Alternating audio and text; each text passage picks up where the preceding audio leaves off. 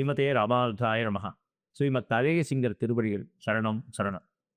கல்யாண் ஜுவல்லர்ஸின் பாக்யம் தொலைக்காட்சி நேயர்களுக்கு அடியேம்பை சிரம் தாழ்ந்த நமஸ்காரங்கள். ஆனந்த ராகமாய் ஓர் ஆன்மீக பயணம். நீங்கள் பார்த்துக் கொண்டிருப்பது உங்கள் பாக்யம் சேனல். வழங்குவோர் அன்புடன் கல்யாண் ஜுவல்லர்ஸ். இது உங்கள் பாக்யம், எங்கள் பாக்கியம். 108 திவதேசங்களையெல்லாம் நாம் இருந்த இடத்திலிருந்தே தரிசனம் செய்து கொண்டிருக்கிறோம். அந்த வகையிலே இன்று திரு நின்றவூர் என்று சொல்லக்கூடிய தின்னனூர் என்று சொல்லக்கூடிய திவதேசத்தை பற்றி நாம் இன்று பார்க்கவிருக்கிறோம். பெயரிலேயே திரு நின்ற ஊர், மகாலட்சுமி நின்று அருள்பாலிக்கக்கூடிய ஊர். யாருக்காக வந்தாள், யாருக்காக நின்றாள்? தன்னுடைய நாயகனாக விளங்கக்கூடிய ஸ்ரீமன் நாராயணனை காண்பதற்காக அந்த மகாலட்சுமி புறப்பட்டு வந்த திருத்தலமாக இது பேசப்படுகிறது. வைகுண்டத்தில் இருந்த ஸ்ரீமன் நாராயணர் யோக நித்திரையிலே இங்கே வந்து ஆழ்ந்து நிற்க, இதனை கண்ட பிராட்டி எப்படியேனும் பெருமாளை காண வேண்டும் என்று பல்வேறு தலங்களுக்கு சென்று நிறைவாக இந்த ஊருக்கு வந்து பெருமாளோடு தானும் சேர்ந்து நின்று கொண்டாளாம். எனவே திரு நின்ற ஊர் என்ற அற்புதமாக இந்த திருத்தலம் அழைக்கப்படுகிறது. திருமங்கையாழ்வார் 2 பாசுரங்களால் மங்களாசாசனம் செய்திருக்கிறார். அன்பர்களே, இதை சொல்லும் பொழுதே இந்த 2 பாசுரங்கள் எப்படி வந்தது என்று பார்த்தால் அதுவே ஒரு சுவாரஸ்யமான விஷயம்.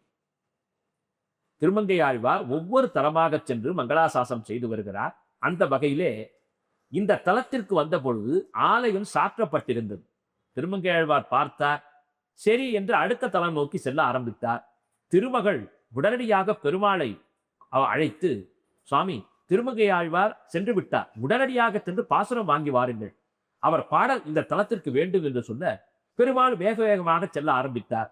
சுவாமி என்ன பண்ணார்? மாமல்லபுரத்திற்கு சென்று விட்டார். உடனே அவரிடத்திலே சென்று, என்ன சுவாமி, நீர் வேகமாக வந்து விட்டீரே, திருநின்ற ஊரை பாடவில்லை என்றவுடன், சரி அப்படியே ஆகட்டும் என்று சொல்லி ஒரே ஒரு பாடல் மட்டும் சாதித்து கொடுத்தாராம்.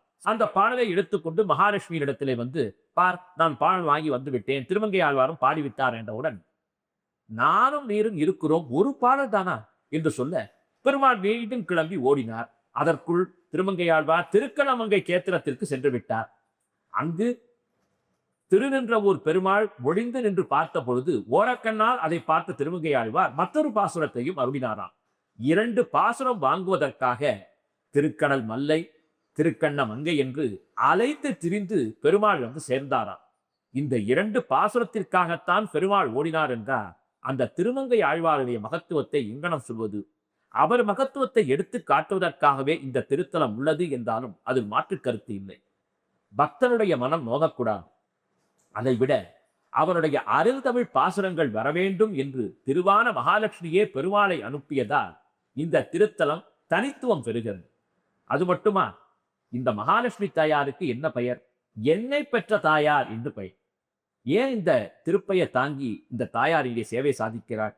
ஒரு முறை மகாலட்சுமியை பெற்றெடுத்த சமுத்திரராஜன் ஏதோ காரணத்தினால் மகாலட்சுமியை தேடி வைகுண்டத்திற்கு வந்த பொழுது அவள் அங்கே இல்லை. அப்பாவிடம் ஏதோ கோபம். என்ன செய்து விட்டாள்? இந்த திருத்தலத்திற்கு வந்து விட்டாள். பெருமாளோ அங்கே சயனித்துக் கொண்டிருக்கிறார். இது ஒரு கல்பத்திலே நடந்தது. எங்கெங்கோ சுற்றி பார்த்த சமுத்திரராஜன் இந்த தலத்திலே இருக்கக்கூடிய மகாலட்சுமியை பார்த்து எத்தனையோ முறை அழைத்தும் கூட அந்த மகாலட்சுமி வரவில்லை. வைகுண்டம் சென்றார். பெருமாளிடத்திலே சரணாகதி செய்தார். மாப்பிள்ளை, என்னுடைய பெண் வரமாட்டேன் என்கிறாள். இந்த தந்தை அழைத்தும் அந்த பெண் வரவில்லை. அடியே என்ன தவறு செய்தேன்? தயவு செய்து நீர் மனது வைத்தால் அது நடக்கும் என்று சொல்ல, பெருமானும் யாம் முன்னே சொல்கிறோம், நீர் பின்னே வாரும் என்றாலும். மற்றொரு ரீதியாக சொல்வார்கள், சமுத்திரராஜனே நீர் முன்னே சொல்லும், யாம் பின்னே வருகிறோம் என்று நடந்ததாகவும் சொல்லுவார்கள். அப்படி சென்ற பொழுது இந்த திருத்தலத்திலே சமுத்திரராஜன் எத்தனையோ பிரார்த்தனைகளை செய்தாராம்.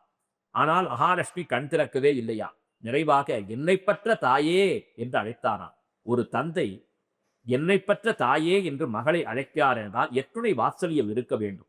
அந்த பெயரே நிலை பெற்று விட்டது. பொதுவாக சமுத்திரராஜன் பார்க்கடைத்தான் பெருமாளையும் பிராட்டியும் பார்த்திருக்கிறார். ஆனால் இந்த திருத்தலத்திலே அற்புதமாக நிலப்பகுதியிலே பெருமாளை பார்த்ததால் என்ன வர வேண்டும் என்று கேட்டபொழுது, இங்கேயே திருக்கல்யாண காட்சியை காண்பீர்கள் என்று சொன்னவுடன் மகாலட்சுமியை மணந்து கொண்ட திருக்கோலத்திலே கல்யாண பெருமாளாக காட்சி தந்தாராம். அந்த திருக்கோலத்திலே நின்றுவிடும் என்று சொன்னவுடன் திரு கல்யாண வரத்தை தரக்கூடிய எம்பெருமானாக இந்த எம்பெருமான் அற்புதமாக சேவை சாதிக்கிறான். ஆதிசேஷனுக்கு தனியாக ஒரு சந்நிதியும் உண்டு. அதைவிட முக்கியமாக கல்யாணம் நடைபெற வேண்டிய தம்பதிகள், அதாவது ஆண்களோ பெண்களோ கல்யாணத்திற்காக காத்துக் கொண்டிருக்கிறார்கள். சிலர் முக்கியமாக விவாகரத்து ஆனவர்களும் இருப்பார்கள். அப்படிப்பட்டவர்களுக்கு கூட மறுவாழ்வை தரக்கூடிய அற்புதமான ஒரு திருத்தலமாக திருநின்றவூர் விளங்குகிறது. வெள்ளிக்கிழமை சென்று தாயாரை பிரார்த்தனை செய்து மஞ்சள் சரடை மாலையாக அணிவித்தால் போதும், மங்கள வாழ்வு நிச்சயம் என்றே சொல்ல வேண்டும். அது மட்டுமா, செல்வத்திற்கு அதிபதியான மகாலட்சுமியின் மானசீக புத்திரன் குபேரன்.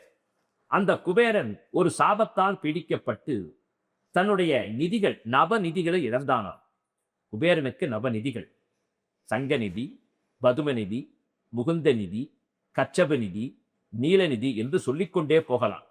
அந்த நவநிதிகளை இழந்ததால் குபேரன் வருந்தி திருவான மகாலட்சுமி தாயார் நின்று கொண்டிருக்கக்கூடிய இந்த திருத்தலம் வந்து இருகரம் கூப்பி பிரார்த்தனை செய்து தயவு செய்து எனக்கு நிதிகளை தர வேண்டும் என்று சொன்னவுடன் மகாலட்சுமி கருணை கூர்ந்து குபேரனுக்கு அவன் சாபத்தை போக்கி அருளினாளாம். எனவே செல்வ நிலையிலே மிகப்பெரிய ஒரு சூழலிலே விளங்கி அந்த செல்வ நிலை பல்வேறு கடன்களை வாங்கி வறுமையில் வீழ்ந்தவர்கள் கூட, நன்றாக வாழ்ந்து வீழ்ந்தவர்கள் கூட இந்த திருத்தலத்திற்கு வந்து சேவித்தால் மீண்டும் அவர்கள் நின்று விடுவார்கள், வாழ்விலே உயர்வார்கள் என்று இந்த திருத்தலத்தினுடைய மகாத்மியம் சொல்லுகிறது. எனவே கண்டிப்பாக வாழ்விலே மேற்கொண்டு முன்னேற வேண்டும் என்று நினைக்கக்கூடியவர்கள், திருமண வரம் பெற வேண்டும் என்று நினைப்பவர்கள் நிச்சயமாக இந்த திருத்தலத்திற்கு வந்து பிரார்த்தனை செய்து கொண்டால் அவர்களுக்கான பிரார்த்தனை நிச்சயம் பலிக்கும் என்று இந்த திருத்தலத்தினுடைய அற்புதமான உண்மை சொல்லப்படுகிறது.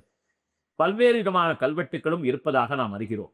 எனவே மிக ஆச்சரியமான ஒரு திருக்கோவில் திரு நின்றவோ. இது எங்கு எப்படி செல்ல வேண்டும்?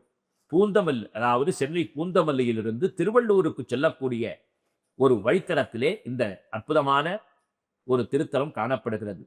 திருமங்கையாழ்வார் வந்த பொழுது எப்படி திருக்கதவம் சாத்தப்பட்டதோ அதுபோல நாமும் ஏமாறாமல் இருப்பதற்கு சரியான நேரங்களை தெரிந்து கொண்டு அந்த தாயாரை, பெருமாளை பிரார்த்தனை செய்து கொண்டோமே ஆனால் நம் மனதில் பிரார்த்தனை செய்து கொண்ட அத்துணை எண்ணத்தையும் என்னை பெற்ற தாயாராக விளங்கக்கூடிய, ஏன் இந்த உலகையே பெற்ற தாயாராக விளங்கக்கூடிய ஸ்ரீ மகாலட்சுமியும் பிரானும் நிச்சயமாக நடத்தி தருவார்கள். எனவே திருநின்றவூர் பெருமாள் பக்தவத்சலன் என்றே அழைக்கப்படுகிறான். பக்தன் கேட்டுக்கொண்டதற்காக எதையும் செய்யத்தக்கவன். எனவே வாத்சல்யத்தோடு விளங்கக்கூடிய பக்தவத்சல பெருமாளையும் இந்த அற்புதம் செறிந்த மகிழ்ச்சியை அள்ளித்தந்து செல்வத்தை வாரி வழங்கக்கூடிய, கல்யாண வரத்தை தரக்கூடிய என்னை பெற்ற தாயாரையும் நாம் பிரார்த்தனை செய்து எல்லா விதமான சுகபோக வாழ்வையும் பெறுவோமா.